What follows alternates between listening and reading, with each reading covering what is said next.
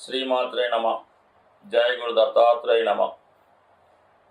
ఈ వీడియోలో మనం 2025 సంవత్సరం మే నెల మాస ఫలితాలు కర్కాటక రాశి వారికి ఏ విధంగా ఉంటాయి అని పరిశీలించినప్పుడు, మరి ప్రస్తుతం ఈ రాశి వారికి ఈ నెలంతా కూడా రాశి అందే కుజగ్రహ సంచారం జరుగుతుంది. మరి ఈ కారణం వల్ల జాతకుడు ఎవరి యొక్క సహకారం లేకుండా స్వతంత్రంగానే తన బాధ్యతలు నిర్వహించుకొని ఏదైనా ఉద్యోగ ప్రయత్నం లాంటిది కానీ, ఉపాధి అవకాశాలు లాంటివి కానీ ప్రయత్నించాలనుకుంటే కంపల్సరిగా మీరు కొత్త ఉద్యోగంలో ప్రవేశించడం కానీ, లేదంటే ఏదైనా కొద్దిగా మీ యాక్టివిటీస్ మార్చుకొని ధనం సంపాదించే విషయంలో చాలా వరకు సక్సెస్ అవుతారు. ఎప్పుడు బిజీగా ఉండే అవకాశం కూడా ఉంటుంది. అలాగే మీలో ఉన్నటువంటి టాలెంట్కి తగిన గుర్తింపు రావడం జరుగుతూ ఉంటుంది. అటు మీరు ఏ రంగంలో ఉన్నా, అటు ఫార్మా రంగంలో ఉన్నా, మెడికల్ కానీ, సినిమా పరిశ్రమ కానీ, ఎందులో ఉన్నా సరే చాలా వరకు గతంలో కన్నా ఎక్కువగా మీ హోదా పెరుగుతుంది. మిమ్మల్ని అందరూ గుర్తిస్తారు. గతంలో పక్కన పెట్టి ఏదో మిమ్మల్ని చిన్నవాడిగా, ఏమి చేతకాని వాడిగా చూసిన వాళ్ళు ఈరోజు మీ అవసరం రావడం వల్ల మిమ్మల్ని వారు ఆశ్రయించి మీకు మంచి పదవి ఇవ్వడం కానీ, మిమ్మల్ని ఒక మంచి స్థానంలో నిలబెట్టే అవకాశం ఉంది. అంటే మొత్తం మీద ఇన్నాళ్ళకి మిమ్మల్ని మీరు రుజువు చేసుకునే టైం అన్నది స్టార్ట్ అయింది. దాన్ని అవకాశంగా మీరు కూడా తీసుకుంటే కంపల్సరీగా రాను రాను ఇంకా అభివృద్ధి కలిగే అవకాశం ఉంది. ఇది రెండు రకాలుగా మీకు ఉపయోగపడుతుంది. ఒకటేమైంది, రాశి అందే ఈ నెలంతా కుజగ్రహ సంచారం జరుగుతుంది. అష్టమ శని ఎప్పుడైతే మీకు వెళ్ళిపోయిందో ఆటోమేటిక్గా మీకు పట్టినటువంటి మబ్బు చాలా వరకు విడిపోయిందన్నమాట. గతంలో మీ మీద అబండాలున్నా, అపవాదులున్నా, నిందలున్నా, లేదు ఎందుకు పనికిరాడని అనుకున్నా, ఈ సమయంలో మిమ్మల్ని మీరు రుజువు చేసుకొని కంపల్సరీగా గతంలో కన్నా ఒక 10 రెట్లు ఉత్సాహం మీలో పెరుగుతుంది. అలాగే గతంలో పోగొట్టుకున్నటువంటి ఏదైనా ఒక నియమం అవ్వచ్చు, ఉద్యోగం అవ్వచ్చు, పదవి అవ్వచ్చు, తిరిగి మళ్ళా పొందే అవకాశం ఉంది. దూరమైనటువంటి మీ యొక్క మిత్ర బృందం కానీ, బంధువర్గం కానీ తిరిగి మళ్ళీ మీ దగ్గరికి రావడం జరుగుతూ ఉంటుంది. దాని తర్వాత మరి గురుగ్రహం ఇంకా ఈ నెల 15వ తారీఖు వరకే మీకు 11వ స్థానంలో గురుగ్రహ సంచారం జరుగుతుంది. ఇన్నాళ్ళుగా మీకు ఎన్ని ఇబ్బందులున్నా సమయానికి ఏదో విధంగా ఏదో ఒక సహకారం అంది ఆ సమస్య నుంచి బయటపడడం జరిగింది. అది ఇంకా మీకు ఈ 15వ తారీఖు వరకే ఉంది కాబట్టి మీకు ఏమైనా రావాల్సిన కార్యక్రమాలు ఏమన్నా, వివాహ ప్రయత్నాలు ఏమైనా పెండింగ్లో ఉండి వాటిని ఒక కొలిక్కి తీసుకురావాలన్నా, లేదంటే భార్యాభర్తల మధ్య విభేదాలు కానీ టెంపరీగా దూరం అయి ఉంటే మళ్ళీ మీరు 15వ తారీఖు లోపల ఏదో విధంగా రాజీ పడడం వల్ల దూరమైనటువంటి మీ దాంపత్య జీవితం, భార్యాభర్తల బంధం తిరిగి కలిగే అవకాశం ఉండదు.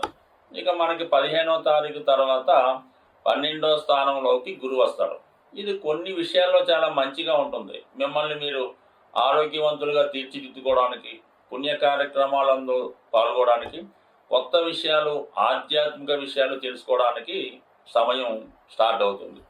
ముఖ్యంగా మీరు ఉన్నత విద్య, ఏదైనా ఆగిపోయినటువంటి మీ యొక్క విద్యని తిరిగి సంపూర్ణంగా పూర్తి చేయాలన్నా, ఏదైనా ఒక డాక్టరేట్ లాంటి గౌరవ డిగ్రీ పొందాలన్నా, ముఖ్యంగా ఏంటంటే 12వ స్థానంలో గురువు వచ్చినప్పుడు తన కారకత్వాన్ని కంపల్సరీగా ఇవ్వడం జరుగుతూ ఉంటుంది. అందులో ధనం ఎలాగా వస్తుంది మీకు, అందులో ఇబ్బంది లేదు.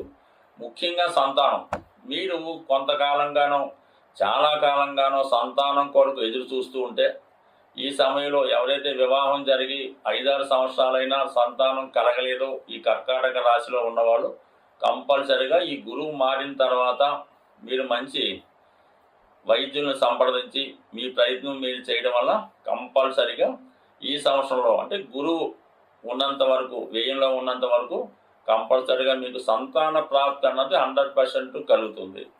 ఇక ఉన్నత విద్య కొరకు దూర ప్రాంతం వెళ్ళడానికి కూడా అవకాశం ఉండదు. ఇక మీకు ఈ నవమ భావంలో 9వ భావంలో ఏర్పడినటువంటి షష్టగ్రహ కూటంలో ప్రస్తుతం 4 గ్రహాలు మిగిలాయి. ఈ 6వ తారీఖు తర్వాత, అంటే మే 6వ తారీఖు తర్వాత దశమ స్థానంలో ఉన్నటువంటి రవితో కలిగినటువంటి బుధుడు ఒక బుధాదిత్య యోగాన్ని ఏర్పరుస్తాడు. ఇది వృత్తిలో మార్పుకి కారణం అవుతూ ఉంటుంది. మీరు ఏదైనా కొత్త వ్యాపారం ప్రారంభించడానికి ఇది అనుకూలంగా ఉంటుంది. కానీ ఇది విద్యార్థులకి చాలా సువర్ణ అవకాశం లాగా ఉంటుందన్నమాట. మీరు ఏదైనా విద్యలో కాంపిటేటివ్ ఎగ్జామ్ రాస్తూ ఉంటే ఈ సమయంలో మీకు అది సక్సెస్ అయ్యే అవకాశం ఉన్నది. ఇప్పుడు మే 6 తర్వాత. ఇక శుక్రుడు ముఖ్యంగా ఈ రాశి వారికి శుక్రుడు చతుర్థ లాభాధిపతిగా ఈ రాశి వారికి శత్రుగ్రహం అవుతూ ఉంటాడు. అటువంటి శత్రుగ్రహం మరొక శత్రుగ్రహం అయినటువంటి శనితో కలిసి 9వ స్థానంలో ఉండడం వల్ల ఇది చాలా వరకు ఈ రాశిలో ఉన్నటువంటి స్త్రీలకి అటు ఉద్యోగ అవకాశాలు కానీ ఏదైనా కొత్త వృత్తిలో ప్రవేశించడానికి కారణం అవుతూ ఉంటుంది. అంటే సాధారణంగా ఒక సినిమా పరిశ్రమలో కానీ టీవీ రంగంలో కానీ లేదంటే ఏదైనా ఈ స్త్రీలకు వచ్చినటువంటి ఈ బ్యూటీ అలాగే టైలరింగు ఇటువంటి వాటిలో ప్రవేశానికి కూడా ఈ గ్రహస్థితి అనుకూలించే అవకాశం ఉంది. అంటే కొన్ని కుటుంబాల్లో ఈ స్త్రీలు కానీ వేరే వృత్తులు అంటే కొన్ని వృత్తుల్లో ప్రవేశించడానికి వాళ్ళు కుటుంబ రూల్స్ కట్టుబాట్లు ఒప్పుకోవు. ముఖ్యంగా ఈ కర్కాటక రాశిలో ఉన్న వారికి ఏదైనా ఒక సినిమా రంగంలో ప్రవేశించాలన్నా టీవీలో యాక్ట్ చేయాలన్నా ఈ మోడలింగ్ ఫ్యాషన్లో వాటిది సాధారణంగా ఒప్పుకోరు. కానీ ఈ స్థితి ఎందుకంటే భాగ్యస్థానంలో రాహువు శని ఉండడం వల్ల ఈ సమయంలో కర్కాటక రాశిలో ఉన్నవారు వేరే కమ్యూనిటీకి సంబంధించిన వృత్తిలో ప్రవేశించడానికి చాలా వరకు అవకాశం ఉంది. అలాగే విదేశ ప్రయత్నాలు కూడా ఫలించే అవకాశం ఉన్నది. బట్ ఏదైనా ఈ కర్కాటక రాశి వారికి వారి యొక్క విజృంభణ ప్రారంభమైంది. గత కొంతకాలంగా ఆగిపోయినటువంటి మీ అభివృద్ధి తిరిగి ప్రారంభమైంది. ఇక మీ ప్రయత్నం బట్టి మీ విజయం ఉంటుంది. స్వస్తి.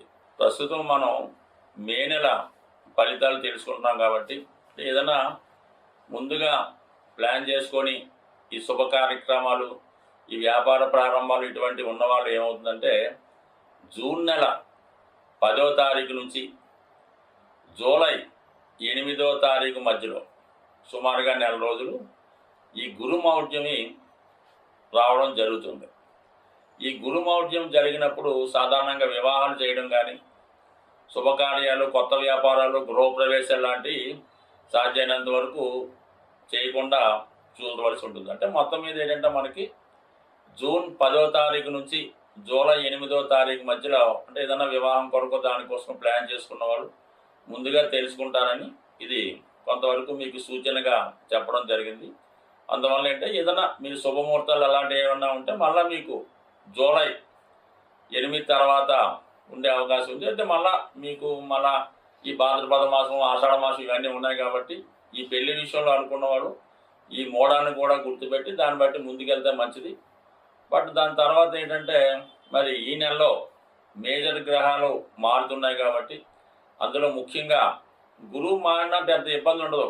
ఏదో మంచి చేయడం మొత్తం మీద ఎవరికి అపకారం అయితే కలిగించాడు. కానీ ఈ రాహు కేతువులే చాలా వరకు ఇబ్బంది కలిగిస్తుంటాయి.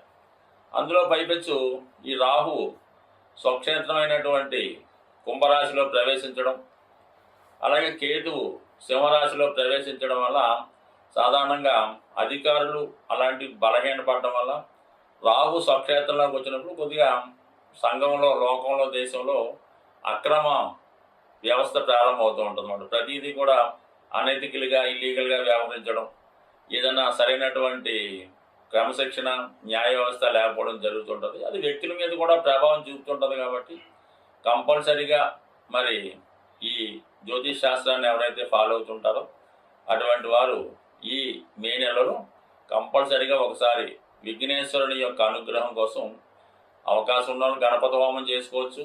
లేనివారు విఘ్నేశ్వరుని గరికతో అర్చన చేయించుకోవచ్చు. అలాగే రాహు యొక్క అనుగ్రహం కోసం అమ్మవారి యొక్క అనుగ్రహం కోసం చేయించుకుంటే చండీ హోమం చేయించుకోవచ్చు. చండీ హోమంలో పాల్గొవచ్చు. దీంట్లో అమ్మవారి కుంకుమర్చన అది చేసుకుంటే మంచిది. బట్ ఏదైనా ఈ రవిగ్రహానికి మనం నిరంతరం సూర్య నమస్కారం చేసుకోవడం రాహు కేతువులను పూజించుకుంటే చాలా వరకు ఏ సమస్య లేకుండా చాలా అనుకూలంగా రావడం జరుగుతుంటుంది. బట్ బాగా సింపుల్ రెమెడీ ఏంటంటే అది చూడడానికి చిన్నగా ఉంటుంది కానీ అవకాశం ఉన్న వాళ్ళకి కుదురుతుంది. అందరూ కుదరకపోవచ్చు. ఏదైనా గోమాతని సేవ చేయడం వల్ల అంటే మన గోశాలలో ఉన్నా ఎక్కడ రైతుల దగ్గర ఉన్నా సరే ఆ గోవు దగ్గర కొంతసేపు ఒక అరగంట 15 నిమిషాల్లో కాలక్షేపం చేయడం, ఆ గోవుకి సంబంధించినటువంటి ఆ పరిసరాలు శుభ్రం చేయడం, శుభ్రంగా గాలి తగలగా ఏర్పాటు చేయడం, ఏదైనా రకరకాల పదార్థాలు అక్కర్లేదు కానీ ఎంతసేపు గోవుకి పచ్చగడ్డి పెట్టడం వల్ల చాలా వరకు అంటే గోవుని మీరు చక్కగా సంతోషపరిస్తే మీ గ్రహాలు మొత్తం పరిష్కారం అవుతాయి. అందువలన గోవుల్ని పెంచడం, పోషించడం, ఆ పెంచుతున్న వారిని ప్రోత్సహించడం కూడా, అందువలన ఏంటంటే ఏదన్నా గోశాలకి డొనేషన్ ఇవ్వడం లాంటివి చేయడం వల్ల కూడా గ్రహాల యొక్క అనుగ్రహానికి పాత్రలయ్యే అవకాశం ఉంది. స్వస్తి.